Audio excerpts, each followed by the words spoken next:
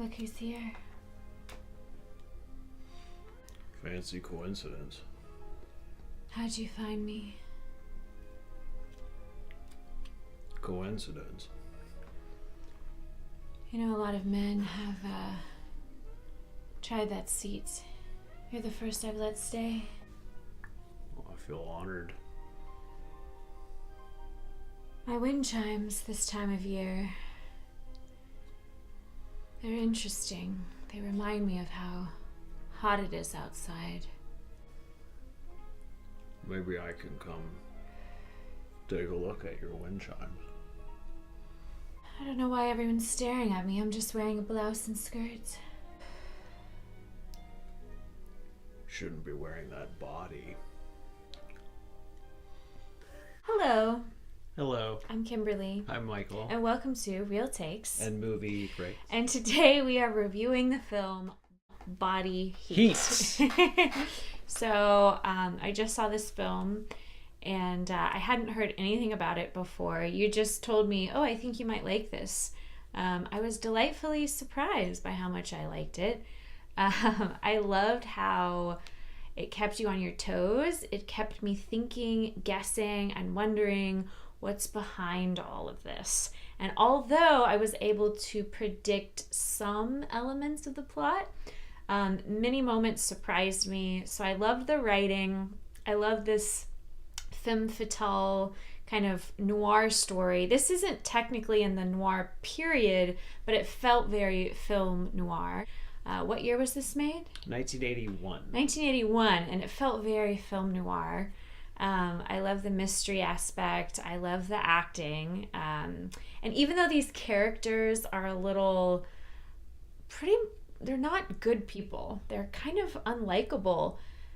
I was still enthralled by them because they're very interesting and they're very charismatic and alluring. And what are the actors' names? So the main actor is his name is William Hurt. William Hurt is Yes. the main actor, and then Kathleen Turner is the woman. Yes, so William Hurt, he plays this kind of seedy guy very well. What do you think of him as an actor? I think he's great. He's awesome. And then Kathleen Turner, she plays this very alluring, seductive. That voice.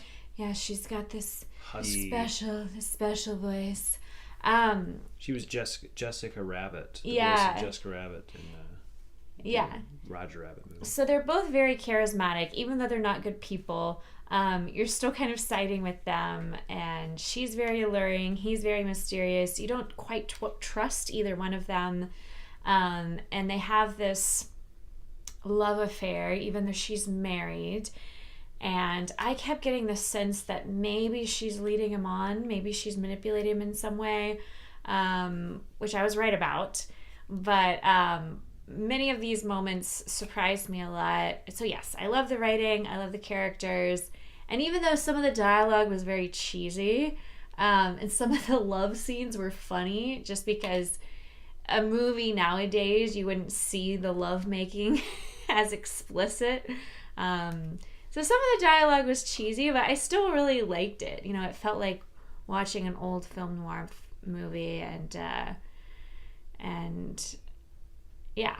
So overall, I really liked it. What did you like about it? Well, I've seen this movie a few times, and every single time I see it, I forget everything about it, and then I see it again, and I'm like, oh, that's cool. It's cool how they put it all, like how the whole thing kind of unfolds, and then it's always kind of ambiguous at the end if she really did love him.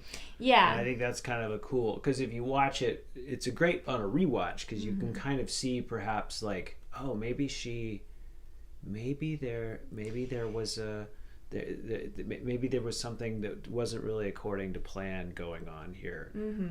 That kind of, and then it has some really cool side actors in there, like Ted Danson. Yeah. And the guy who plays her husband is,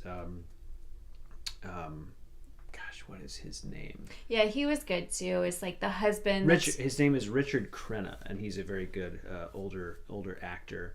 And there's a lot of parts throughout the movie that are very sort of it's very well crafted scenes that kind of comprise the movie, and it is like an old movie. It's shot in 1981 in the style of an old 1940s black and white film noir.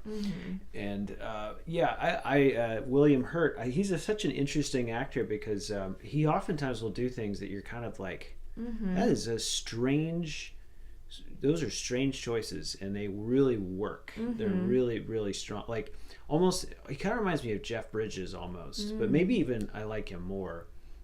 He was in a lot of things in the 80s. I think he won Best Actor for a movie called Kiss of the Spider Woman he was really good at. But all of the actors are very good, and then the mystery of the whole thing and how it all kind of it feels real.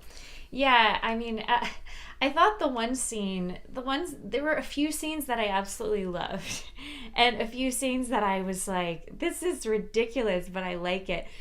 When she tells him to leave, so if you haven't seen the movie, we'll briefly explain. So our main guy plays a lawyer. He meets this alluring woman who's married to this rich guy. She doesn't seem to mind the flirtation. She invites him to her house just to look at her wind chimes, and then he has to leave.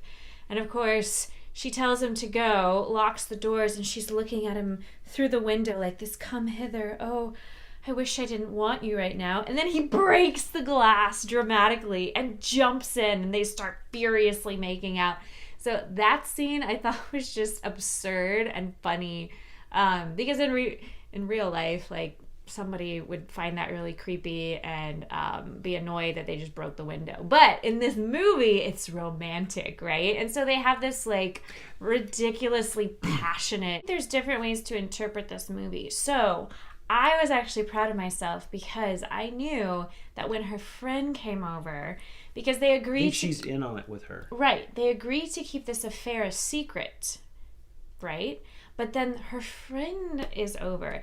And the way this moment is played, you see this lady turned around, so you only see the back of her and you think it's the main character. And so, William Hurt's character walks up and he's like, hey, and she turns around, and then you realize, oh, he mistook her for her friend who looks a lot like her from the back.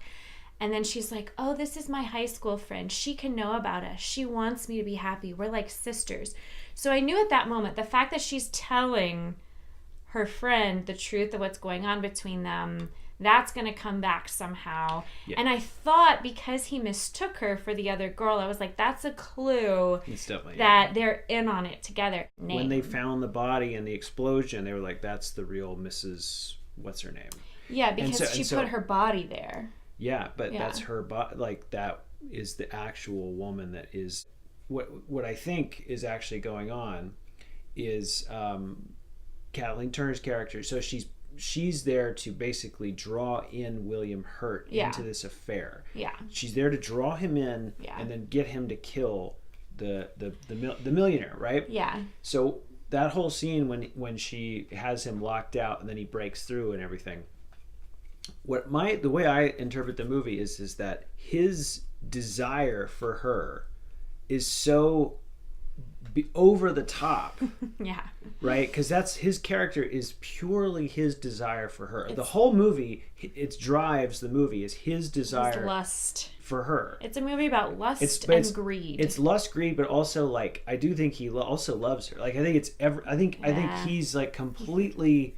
He's gone. Yeah. Because he's willing to kill a guy for her. Right. It's not just lust. It's right. So but the thing is I think that her character recognizes that no guy will ever feel that way for her again, ever. Yeah. And I think there is a little bit of a bittersweetness for her character at the end, or whatever that was. But it looks like she's kind of bored. Yeah. Almost. She's like she doesn't bored. Have that. She'll never have that passion again. Yeah, that's what I really like the ending because she doesn't necessarily look happy. And, spoilers, he's in jail at the end and he has this theory that she wasn't really who she said she was, that she was going by her friend's name. So he looks at the old yearbook and in the yearbook it says, I want to grow up and be rich and live in an exotic place. And then you see her real name, which she said was her friend's name. And then it cuts to her in this exotic place, but she doesn't really look that happy. Right. So it sort of suggests... So actually, the way the movie ends, you feel as though if he could get out of prison, he would want to go find her so they could be together again. Maybe. That's how crazy he is, yeah. The story is. So in that sense, it delivers on its title. It's very interesting because it keeps you guessing. It keeps you wondering what's really going on. And it, because his character actually comes up with the idea, we're going to have to murder him. So the way that she slyly manipulates this character is just wild. And I just love stories that even though the characters aren't necessarily good, because of the way the story is told, you're actually rooting for them. It's interesting that psychological effect. And overall, the movie was just really well made. The whole body heat thing. You see these sweaty bodies a lot, and he disposes of the body using arson. So there's the fire element. Yeah, that's always repeating itself. The themes. Yeah. So. The themes. I like how the themes were shown in a very artistic way, and just the acting was really fun to watch. And you love watching the main guy kind of struggle, how do I hide what I just did? And then you see him sort of, his whole worldview gets dismantled. And even at the end, he almost falls for it again. He starts running for the boathouse, and then it blows up, and she's like, "No matter what, I'll always love you." I think she's telling the truth there. Yeah, it's debatable, and I love films that are a little bit ambiguous, that depict moral ambiguity and make you think about how crazy people can become for the ones they love, and how irrational you can become when you're crazy in love. So overall, on a scale of 1 to 5, I give it a 4. Yeah. 4 for me, yeah. Yeah, give it a 4, and I would recommend watching it. It's a fun movie. It's if you haven't seen it, I would recommend giving it a watch. Me too. All right. Well, thanks so much for watching. If you have seen the film, I'm curious what your thoughts are. Comment below, let us know, and let us know any other old films that you would like us to review for our Retro View segment. Yeah, thank you. And no matter what happens, I'll always love you. Stay real. Oh wait, scotch on the rocks.